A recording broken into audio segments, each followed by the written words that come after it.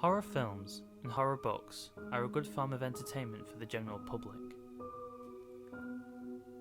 They are fun, adrenaline fueled, and can keep us on the edge of our seat on what could happen next. So what happens when things you expect to only see in movies start to occur in real life? Here are some horrific true stories that have happened to real, true people. Number 1. I live on a huge piece of property in the mountains. The land is shared with my boyfriend's parents. However, our house towards the middle of the property. Their house is in the front. Our house is a ranch style. We have a shed outside our window only 5 feet away. To see inside the back window, you'd have to be right next to the house. We're the only people for about a mile. For this reason, I don't normally care too much about leaving windows open or curtains open, since the only people here are his family, who never go behind our house anyway. We share the house with my boyfriend's brother and his girlfriend. One night last week, we had the house to ourselves. His parents were asleep in their house and our roommates went on a small getaway. Around 10 PM, we got bored of the solitude and decided to go to Walmart. I went to go take a shower and returned to our room alone, while he finished doing some dishes across the house. As I was drying my hair, at this point completely disrobed, I started to get chilly from the breeze coming in the open window. I decided to only close the curtain to block some of the air. The second I did, I heard a voice from outside yell, "What'd you do that for? I wasn't finished yet." I screamed and ran out of the room, telling my boyfriend what had just happened. He grabbed a knife and checked outside. He didn't see anything. He told me it had to have been my imagination. As a precaution, he locked the windows for me and stayed with me as I got changed. We left the house about 10 minutes after I heard that noise. We were out for about 2 hours. When we pulled back in, he saw a shadow moving behind our house. He quickly drove towards it, only to see a man we've never seen before get into a car we didn't recognise and speed off. We have a sunroom that can't be locked on the front of the house. When we went inside, the sunroom door was open. We called the cops, but they said all they could do was make a report.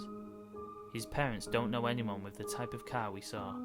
Sadly, we didn't see a license plate number. The next morning, we discovered a cinder block outside our back window that he could have used as a seat or a step. The screen was ripped. We haven't seen or heard from him since, but we also don't know how long or how often he'd stand outside watching. Creepy trespasser, let's not meet again. Number 2. First time posting a story, so I apologise for any errors.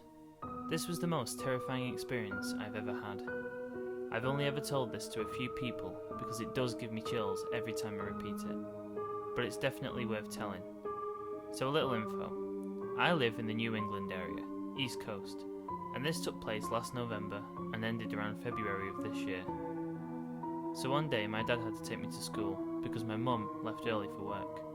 I go to a private school, and about 5 minutes into the drive to school I noticed that I forgot my ID card, which I need to walk around the school with. So my dad turned the car around and we drove back home. Now my house is gated and you need a code to get in.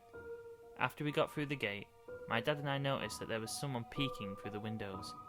There was no car parked in the driveway though. I was a bit freaked out because I had no idea how this guy got in. The only way to get onto our property is by putting the code in the gate. And no, he couldn't have jumped the gate, the sensor would have gone off. My dad tells me to wait inside the car and to lock the doors. He gets out and walks up to the guy that I can now see is about 40 or so. Now this part gets a bit weird, but not that it's uncommon at the same time. My dad looks exactly like Leonardo DiCaprio, and he gets told that almost every day. The next thing I know, the guy asks for my dad's autograph and asks if he can take a picture with him. Very odd, I know. My dad nervously laughs and backs away a little. We could tell that this guy had some problems, so my dad offers to call someone for him, or even a cab. The guy says, "No, I'm good." and starts walking down our driveway. Okay, you ready for this? When he gets to the gate, he puts the frickin' code in. Like, how did he know it? My dad then starts shouting at him and starts running down the driveway. Then this beat up white car stops, picks up the guy, and they take off. My dad goes inside our house, checks the place out, and calls me to let me know I can come in. Fast forward to mid-November. I should mention that I was 16 when this started. I turned 17 in late November. I'm also an only child, if that's even important. So, one night, my parents and I are having dinner and talking when the phone rings. We don't take calls during dinner, so we let the answering machine take it.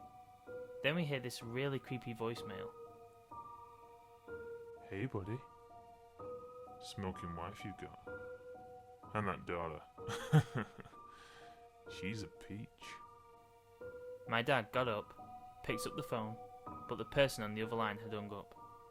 I'm not really one to get freaked out easily, but I was very scared, and I didn't sleep a wink that night.